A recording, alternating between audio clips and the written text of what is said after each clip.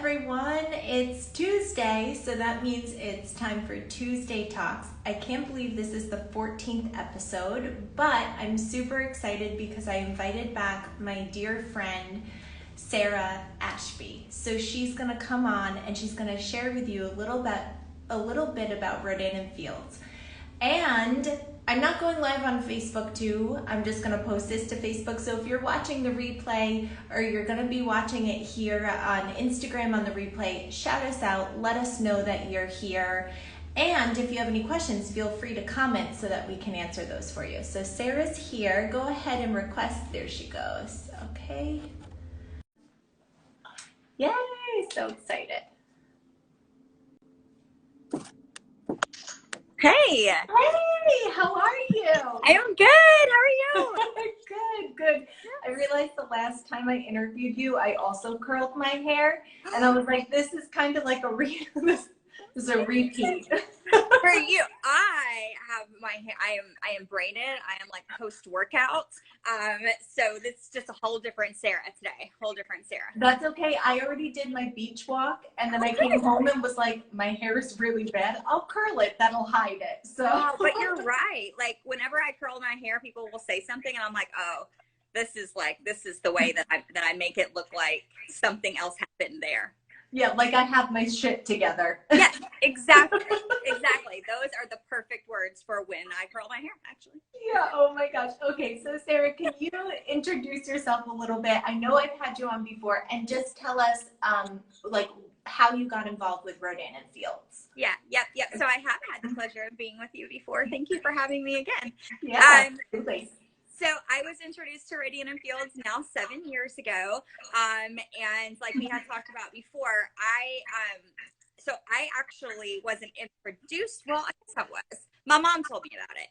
I was working full time and I was looking for something to build that didn't take too terrible much of my time, because I wanted something to build on the side to replace the income of where I was working. And so my mom mentioned Rodan and Fields to me, and it was an immediate fit.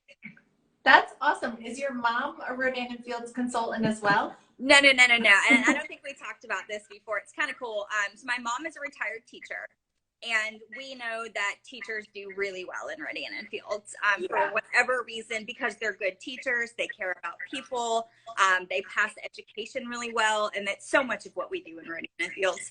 I also think they're really structured because of their day. Their day is so structured, and they have periods of time where it might be 40 minutes to do this lesson or work. And then they might have 40 minutes of their planning. And so they're really good with their time. Yes, they are very good at time blocking anyway. And so this just really fits in super well. So my mom had been using the products, and she watched a teacher friend of hers on social media, and she watched her build her business, and she watched her replace her teacher income. And that's initially what made her tell me. She said, hey, I've seen this before over here. Yeah. Oh my gosh, that's amazing. Yeah. So I know you're not a teacher. Well, kind of. You kind of are, but now. Yeah, now you are. But how do you work your business? I know I asked that to a bunch of consultants because so many people think network marketing and they just think I throw a post up on social media and it comes on in. Like, how do you actually work it? No, and in fact, if that was the way that it worked, sometimes I would just be so on it, and sometimes, like right now, I would be like, wait, what do I do for a living? Where am I? So for me and for everybody, honestly, that is running a successful network marketing business of any kind, it really is about connecting with people and finding out how you can help them. Yeah. And that's it. And so for us in Rodan and Fields, we're connected to the brand, and we have signed up to market and sell their product for income. And so that's what we have to do. I spend my days connecting with people. I like humans in general. And so I genuinely want to help other people. And I will just start conversations or continue conversations around ways that I can help either them build some income of their own or get better skin. Yeah, absolutely. So when you were actually looking for this business, you were thinking about a something to replace what you were doing. But for a lot of people, that might not be the case. And so, like, when is the best time to start? The best time to start is yesterday. Yes. But that goes hand in hand with you don't know what you don't know. So the best time there's not a best time to start. A best time to start is whenever you're looking at it, whenever you feel like that inner nudge to do it, you just have to start. You really just have to start. Yeah, I think it's one of those things that people don't really think about, but like timing is never perfect. It's never, yeah, it's never really the perfect time to start something new. It's probably never the perfect time to really plan a family and have kids. No. You know, all of those things happen, as we've seen in the past 2+ years. Things are unpredictable. So if you are thinking about an opportunity, I would suggest starting now. The best time to start is when you want to. That is actually, true. And I will say this, clearly, like, we're gung-ho for what we do and we love network marketing, but I have met some people where I can honestly say, this is not a good time for you. I can feel the resistance and say, this is not a good time for you. Why don't we come back to this later? Because it was the right time for me. I wanted to do something and I had a need.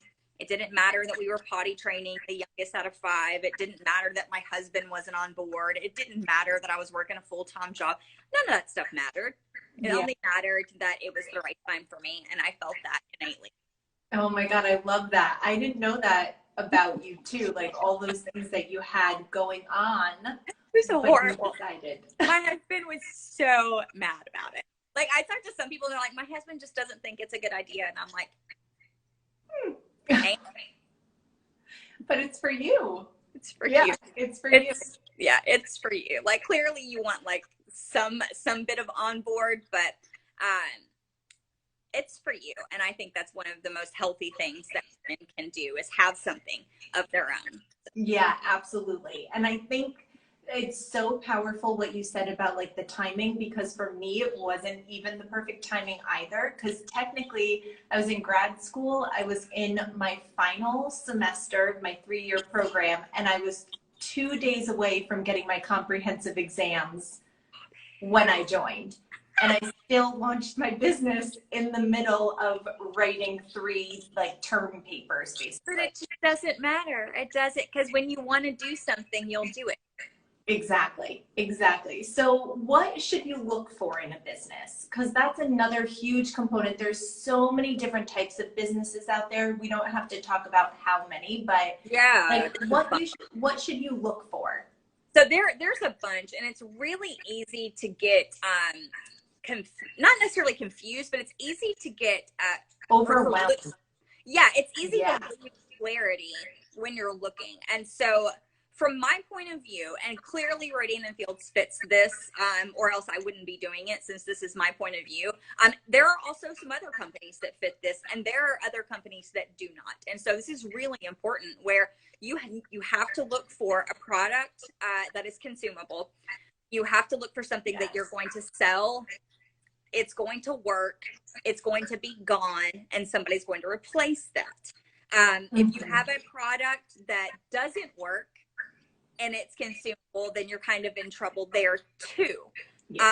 Because somebody will purchase your product and in fact they won't get the results they're looking for, so that rebuy. So you need a product that works and that has something that backs that up. And then you need a product that's consumable, and you need a brand that you can align yourself with. You need something that when you see that, when you listen to your corporate staff or listen to the founders of the company, that you feel a connection to and go, hey, I want to be part of that. I want to be part of that, something that's way bigger than me, and I just get to be a part of it. Yeah, that's awesome. Oh my gosh, I loved all of those things that you shared, because it is so important. It's kind of like when you're thinking about college or university for like example, because you might be looking at the institution because of their accreditations. You might be looking at the institution because of cost. Yeah. You might be looking at the institution because of the heavy hitters that they've had there, or the professors that they have there. Yeah. And so you're also looking at the success rate too of graduation, and then those graduates who go on to then, go for careers, maybe not even in the subject that they studied, but are successful in their careers too. Are they successful? And in fact, we just got my oldest settled in at trade school, and that was some of the conversation that we had. At this school, tell us about your graduates. Tell us, about the percentage of people that are placed in jobs immediately. And that was one of the things that really sold me. Yeah, and I think that can apply to network marketing when you're choosing a business or a company. Yeah. You want to look at like the longevity. Like, is this company going to be here, and is it going to withstand the time? I mean, we just had 2.5 years that a lot of companies folded. Didn't make it. Or their true colors shown. Yes. Were shown. And that is something that's very important too. And I don't know if everybody has that innate feeling that, I think especially women do, but you really need to make sure that you feel good about who you're connected to, because a lot of people will start a network marketing business plan and then figure out what to sell. They're like, okay, this is how we're going to make money. Now, what are we going to sell? And so they're very money driven and very that side of it. And that is something that I would probably steer away from. And in our case and some other people's case as well, they have a really fantastic product and they've chosen network marketing or direct selling as their route to move their product. And I think that's really cool too. 100%. Yeah. Oh, I love this conversation so much. So what advice would you have for anybody who's considering network marketing or considering Rodan & Fields? It doesn't necessarily have to be another network marketing company. Yeah. Just start. It is not a tattoo. It is not permanent. It's not a kid. It's not a tattoo. We're not talking about rocket science here. Just start. With our company in particular, it's not incredibly expensive to start. No. And you get this huge discount on your first chunk of products. And so what is the literal worst that would happen? You hate it and you've got a bunch of great products that I swear you won't hate, and you'll use those, and then you'll be a happy discount buyer for the rest of your life. That's if you decide that you don't like running the business. And yeah, sure, that happens occasionally, but on the most part, that really doesn't happen. Just start. Yeah. Just try it out. Ride the bike. Yeah, absolutely. And have fun. I agree 100%. And not only that, but ask questions. Oh my gosh, yes. No one ever scolded anybody for asking a question. And you and I have both been doing this long enough where we know, there's bad apples in lots of the bunches. Oh. And yes, sure, some people have probably harassed you or whatever. Don't do business with those people. Do business with people that don't harass you. Just ask questions to a safe person and figure it out. And if you feel a pull to do it for fun or for money or for whatever, just do it and figure it out along the way, and figure out if you love it or hate it in 6 months or a year. Absolutely. Absolutely. And I love that people have a lot of these notions now, because network marketing, like you touched on this, there are bad apples. There are people that do harass others. There are people that spam. There are people that are very, very greedy and manipulative. And I don't think that's really the culture that we're trying to foster within the industry. I just think that has been getting the majority of us the bad rap. So if you want answers about pyramid schemes, you want answers about cold calling and spam messaging, ask the questions. We do not train that way. We do not coach that way. Yeah. Pyramid schemes are illegal. So it's really bad stuff. It's real stuff. It's out there and it's pretty terrible. And we probably feel the same way about it as you do if you have the questions. My husband's in banking. That's a very legit job. There are some really bad apples inside of banking. It doesn't make the whole thing terrible, or it doesn't make the whole thing a sham. Absolutely. Stop taking everything so seriously and just figure out if it's something you want to do. Yeah, I agree. Oh my gosh, Sarah, thank you so much. You have shared so much here, and I just think this is so valuable, and it's going to transcend in so many ways to people because it's just honest conversation. So I really, really appreciate you hopping on. I know you've had a busy day. That's all right. It's part of it. It's easy to do. It's easy to do, and I enjoy doing it, and that's part of the gig. Yeah, awesome. Thank you so much. And You're welcome. for anybody who's watching the replay, feel free to comment. Feel free to share this with somebody that might be interested. We'd be happy to answer their questions. Even if they don't want to join, just to answer questions, we're here for that. So for sure. Thanks again. We'll talk to you guys soon. Bye. Bye.